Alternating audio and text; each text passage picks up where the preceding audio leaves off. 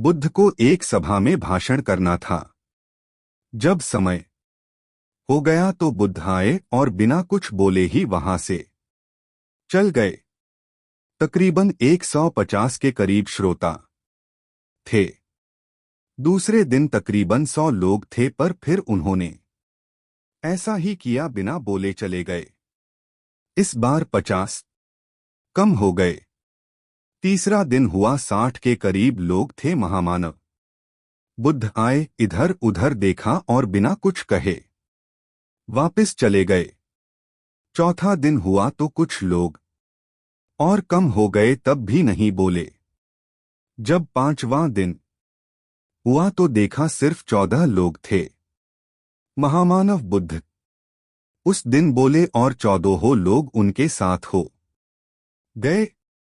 किसी ने महामानव बुद्ध को पूछा, आपने 4 दिन कुछ नहीं बोला, इसका क्या कारण था?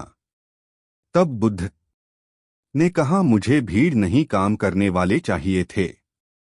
यहां वो ही टिक सकेगा जिसमें धैर्य हो। जिसमें धैर्य था वो रह गए। केवल भीड़ ज्यादा होने से कोई धर्म नहीं फैलता है। समझने वाले चाहिए, तमाशा देखने वाले रोज इधर उधर ताक झांक करते हैं। समझने वाला धीरज रखता है। कई लोगों को दुनिया का तमाशा अच्छा लगता है। समझने वाला शायद 1000 में एक ही हो, ऐसा ही देखा जाता है।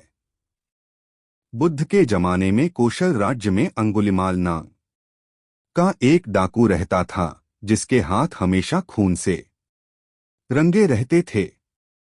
वह लोगों की हत्या कर उनकी अंगुली काट कर उसे अपनी माला में पिरो लिया करता था, इसलिए उसका नाम अंगुलिमाल पड़ा था। वह बहुत क्रूर था। जिधर उसका इलाका था, लोग उस तरफ जाने से भी डरते थे। राजा ने उसे पकड़ने के लिए कई बार अपनी सेना भेजी, अनेक प्रयास किए, लेकिन सभी असफल रहे। बुद्ध ने अपनी दिव्य दृष्टि से यह समझा कि अंगुलिमाल के मन भी कहीं दया व करुणा की भावना सोई हुई है, बस उसे जगाने की आवश्यकता है।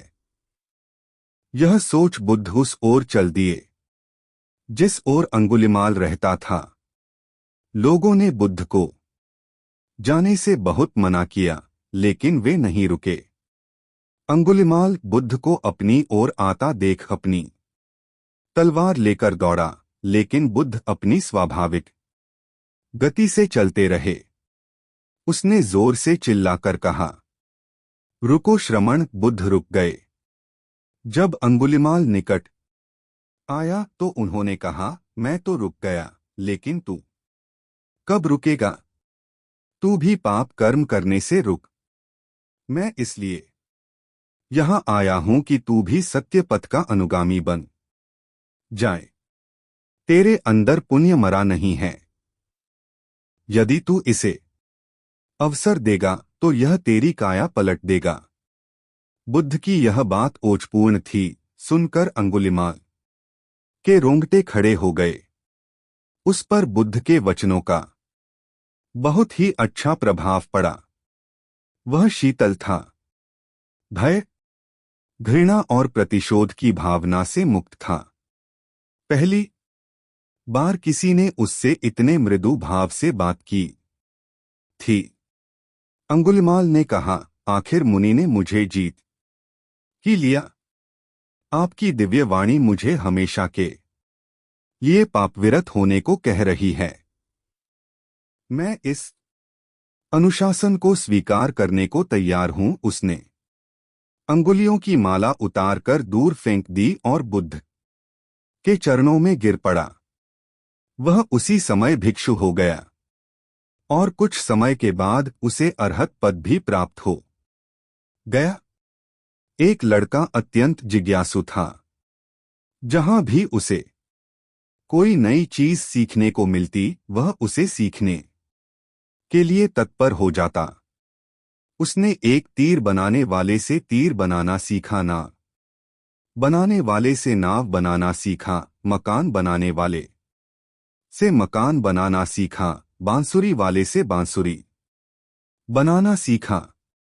इस प्रकार वह अनेक कलाओं में प्रवीण हो गया, लेकिन उसमें थोड़ा अहंकार आ गया। वह अपने परिजनों व मित्रों से कहता, इस पूरी दुनिया में मुझ जैसा प्रतिभा का धनी कोई नहीं होगा। एक बार शहर में गौतम बुद्ध का आगमन हुआ।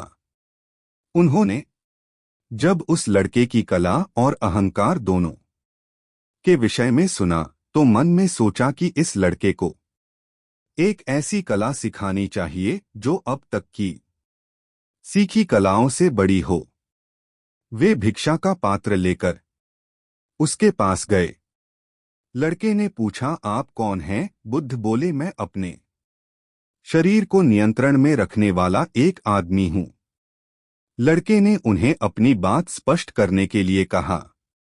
तब उन्होंने कहा, जो तीर चलाना जानता है वह तीर चलाता है, जो नाव चलाना जानता है वह नाव चलाता है, जो मकान बनाना जानता है वह मकान बनाता है, मगर जो ज्ञानी है वह स्वयं पर शासन करता है।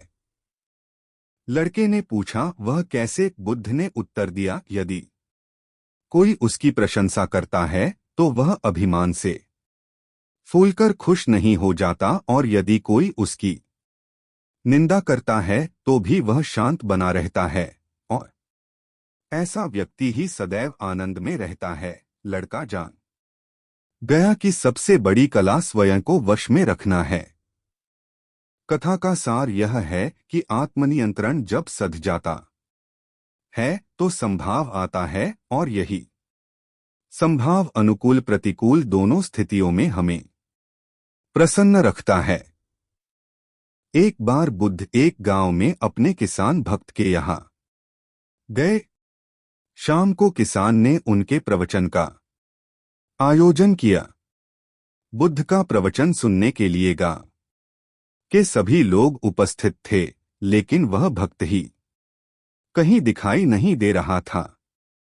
गांव के लोगों में कानाफूसी होने लगी कि कैसा भक्त है कि प्रवचन का आयोजन करके स्वयं गायब हो गया। प्रवचन खत्म होने के बाद सब लोग घर चले गए।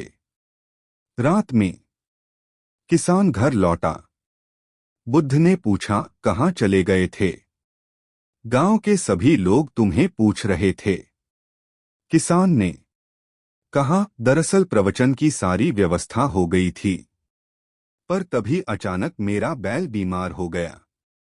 पहले तो मैंने घरेलू उपचार करके उसे ठीक करने की कोशिश की, लेकिन जब उसकी तबीयत ज्यादा खराब होने लगी तो मुझे उसे लेकर पशु चिकित्सक के पास जाना पड़ा। अगर नहीं ले जाता तो वह नहीं बचता। आपका प्रवचन तो मैं बाद में भी सुन लूंगा। अगले दिन सुबह जब गांव वाले पुनः बुद्ध के पास आए तो उन्होंने किसान की शिकायत करते हुए कहा, यह तो आपका भक्त होने का दिखावा करता है। प्रवचन का आयोजन कर स्वयं ही गायब हो जाता है। बुद्ध ने उन्हें पूरी घटना सुनाई और फिर समझाया। उसने प्रवचन सुनने की जगह कर्म को महत्व देकर यह सिद्ध कर दिया कि मेरी शिक्षा को उस बिल्कुल ठीक ढंग से समझा है। उसे अब मेरे प्रवचन की आवश्यकता नहीं है। मैं यही तो समझाता हूं कि अपने विवेक और बुद्धि से सोचो कि कौन सा काम पहले किया जाना जरूरी है।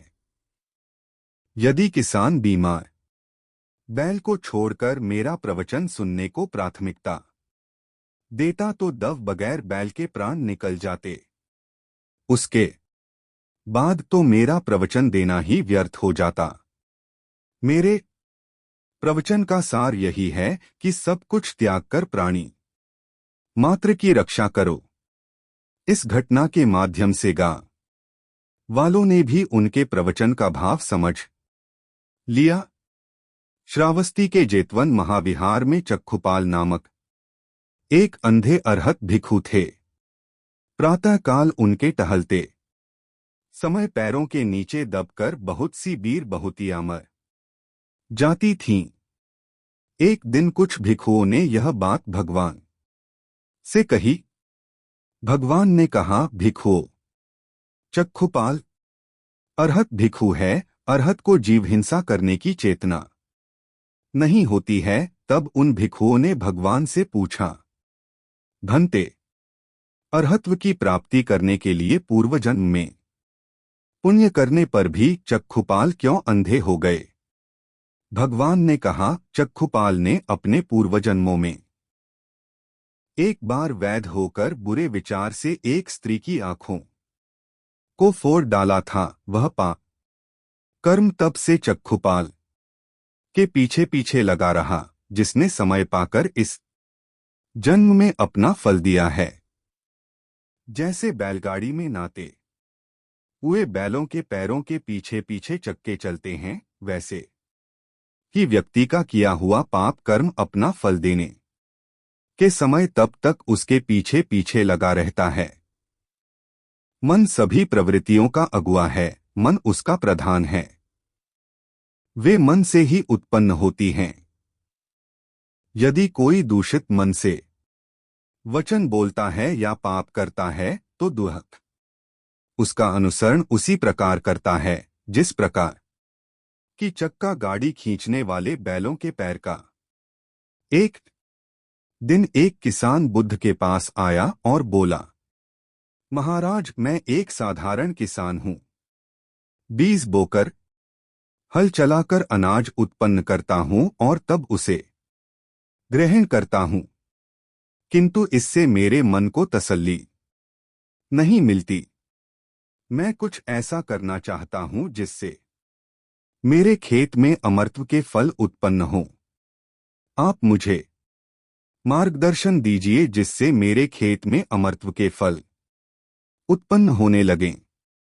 बात सुनकर बुद्ध मुस्कराकर बोले, भले व्यक्ति, तुम्हें अमरत्व का फल तो अवश्य मिल सकता है, किंतु इसके लिए तुम्हें खेत में बीज न बोकर अपने मन में बीज बोने होंगे। यह सुनकर किसान हैरानी से बोला, प्रभु, आप यह क्या कह रहे हैं? भला मन के बीज बोकर भी फल प्राप्त हो सकते हैं? बुद्ध बोले, बिल्कुल हो सकते हैं, और इन बीजों से तुम्हें जो फल प्राप्त होंगे वे वाकई साधारण न होकर अद्भुत होंगे, जो तुम्हारे जीवन को भी सफल बनाएंगे और तुम्हें नेकी की राह दिखाएंगे। किसान ने कहा, प्रभु, तब तो मुझे अवश्य बताइए कि मैं मन में बीज कैसे बोऊं? बुद्ध बोले, तुम मन में विश्वास के बीज बोओ, विवेक का हल चलाओ, ज्ञान के जल से उसे सींचो और उसमें नम्रता का उर्वरक डालो। इससे तुम्हें अमरत्व का फल प्राप्त होगा। उसे खाकर तुम्हारे सारे दुख दूर हो जाएंगे और तुम्हें असीम शांति का अनुभव होगा। बुद्ध से अमरत्व के फल की प्राप्ति की बात सुनकर किसान की आंखें खुल गईं। वह समझ गया कि अमरत्व का फल सद्विचारों के द्वारा ही प्राप्त किया जा सकता है।